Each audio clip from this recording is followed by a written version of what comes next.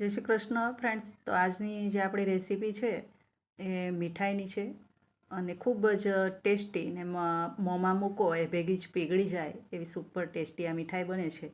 અને 7 વાટકીમાંથી આપણે આ મીઠાઈ બનાવીશું. પૂરા માપતાલ સાથે તમને પૂરી રેસીપી આપી છે, તો અંત સુધી જોજો. હું છું ઈના પટેલ, તમે છો મારી ચેનલમાં. હવે અહીંયા આપણે બેસન લેવાનો છે, તો આ 1 કપ કોઈ પણ વાટકીનું માપ સેટ કરી શકો. તો 1 વાટકી આપણે 1 કપ આપણે બેસન લીધો, સામે આપણે 2 કપ ખાંડ લેવાની છે અને એ જ કપ ભરીને આપણે 3 કપ આ રીતે પીગાળેલું ઘી લેવાનું છે. અને જો પીગાળેલું ન હોય તો થોડું પીગાળી દેવું, જેથી માપ લેવું એકદમ આસાન રહે. અને ત્યાર પછી આ 1 કપ ભરીને આપણે પાણી એડ કરી દઈશું અને આ બધું છે ને એને બરાબર આપણે બંધ ફ્લેમે, મતલબ ગેસની ફ્લેમ આપણે બંધ રાખીશું અને બધું જ આપણે બરાબર મિક્સ કરી દઈશું. એટલું મિક્સ કરવાનું છે કે આમાં એક પણ લમ્સ ના રહે, એકદમ ઇવનલી મિક્સ થઈ જાય ત્યાં સુધી આપણે મિક્સ કરી દઈશું. ખાંડને ઓગાળવાની કોઈ જરૂર નથી. આ રીતે આ લોટ છે ઘી સાથે એકદમ ઇવનલી મિક્સ થઈ જાય ત્યાર પછી આપણે ગેસની ફ્લેમ ચાલુ કરી દઈશું. અને હવે ગેસ ચાલુ કર્યા પછી આને એક જ ડાયરેક્શનની અંદર આમ જ ચલાવવાનું છે, તો જેથી કરીને એકદમ ગેસની ફ્લેમ છે એ મીડિયમથી લોની વચ્ચે આપણે ચલાવીશું. અને આ રીતે જ આપણે લગભગ 10થી 15 મિનિટ લાગશે જે આપણી આ મીઠાઈ છે એ બનતા. પણ જ્યારે મીઠાઈ બને છે ત્યારે એકદમ સુપર ટેસ્ટી આ મીઠાઈ બને છે અને લગભગ બધાને ભાવતી આ મીઠાઈ છે. તમે લોકોએ ખાધી પણ હશે. તો કોને કોને આ મીઠાઈ ખાધી છે એ કોમેન્ટ બોક્સમાં જરૂરથી જણાવજો. હવે આ રીતે એકદમ સહેલું માપ 7 વાટકી ભરી અને આ મીઠાઈ બની જાય છે. અને ઘરની કોઈ પણ વાટકીનું માપ તમે લઈ શકો. અહીંયા મેં કપ લીધેલો છે. તમારે કોઈ પણ વાટકીનું માપ સેટ કરીને જો મીઠાઈ બનાવશો આ જ રીતે, તો આટલી ક્વોન્ટિટીમાં મીઠાઈ બનીને તૈયાર થશે. અને જો વધારે ક્વોન્ટિટી હોય તો તમારે આનું ડબલ કરવાનું રહેશે. હવે આ રીતે આને મીડિયમ ફ્લેમ પર આપણે મિક્સ કરતા રહીશું અને મિક્સ કરવામાં એક જ ડાયરેક્શનમાં આપણે મિક્સ કરવાનું છે. આ રીતે એકદમ સરસ મિક્સ થતું રહેશે ને ઉકળતું રહેશે અને લોટ પણ ઘીમાં અંદર એકદમ સરસ શેકાતો રહેશે. હવે ઘણી બધી મીઠાઈ એવી હોય છે કે આપણે ચાસણી લેતા હોઈએ છીએ. આમાં પણ તમે અલગથી ચાસણી બનાવીને ઉપરથી રેડી શકો, પણ મેં તમને એકદમ ઇઝી રહે ને એકદમ સહેલી રીતે તમે બનાવી શકો એ રીતે આ રીતે રીત આ બતાવી છે.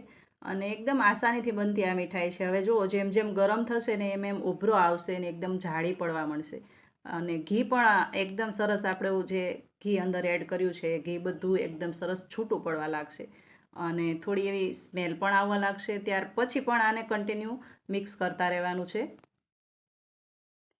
અને મેં છે ને અહીંયા નોનસ્ટિકી લીધી છે, આ જે પેન છે. પણ તમારી પાસે જો નોનસ્ટિકી હોય તો પણ ચાલે, અથવા તો આ મીઠાઈ બનાવવા માટે કોઈ પણ વાસણ લ્યો ને તો થોડું જાડા તળિયાવાળું લેવાનું, જેથી કરીને આને આમ જ ઘણીવાર આપણે મિક્સ કરવાનું હોય છે તો નીચે બેસી ન જાય. એટલા માટે થોડું જાડું તળિયું હોય એવી પેન લેવાની છે. હવે આ રીતે જુઓ, એકદમ સરસ આ બનીને તૈયાર છે. ત્યાર પછી સાઈડમાં આપણે કોઈ પણ ચોકી છે, થાળી છે, ઘી લગાવીને તૈયાર રાખીશું ને ફટાફટ જ ગરમ હોય ત્યારે જ આને રેડી દેવાનું, જેથી કરીને એનો ગરમાટાના હિસાબે થોડો કલર પણ નીચેથી બ્રાઉનેશ થશે અને જાળી પણ ખૂબ સરસ પડશે.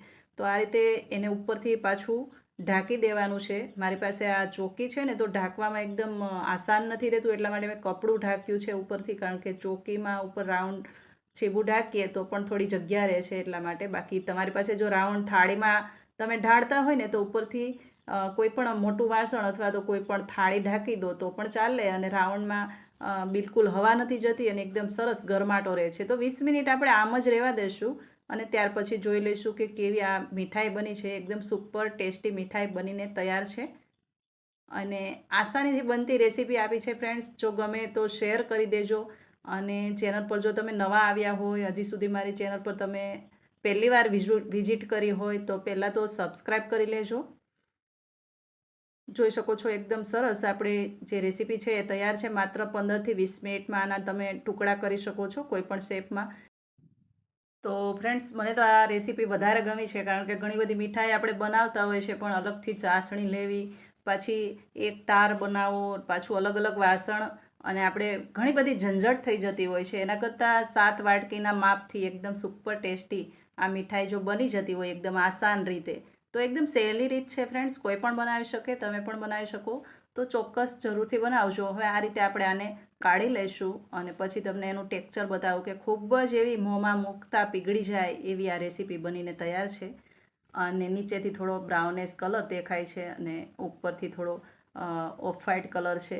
તો આ રીતે આપણી આ મીઠાઈ બનીને તૈયાર થાય છે અને માત્ર 1 કપ બેસનમાંથી બની જાય છે. સુપર ટેસ્ટી એવી આ મીઠાઈ છે. નાના મોટા બધાને ભાવતી આ રેસીપી છે. જો આમ તોડીને જુઓ ને તો એકદમ સરસ, અંદરથી એકદમ પોચી ને ઉપરથી એકદમ કડક છે.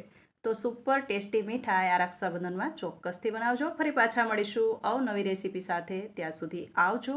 Thank you for watching.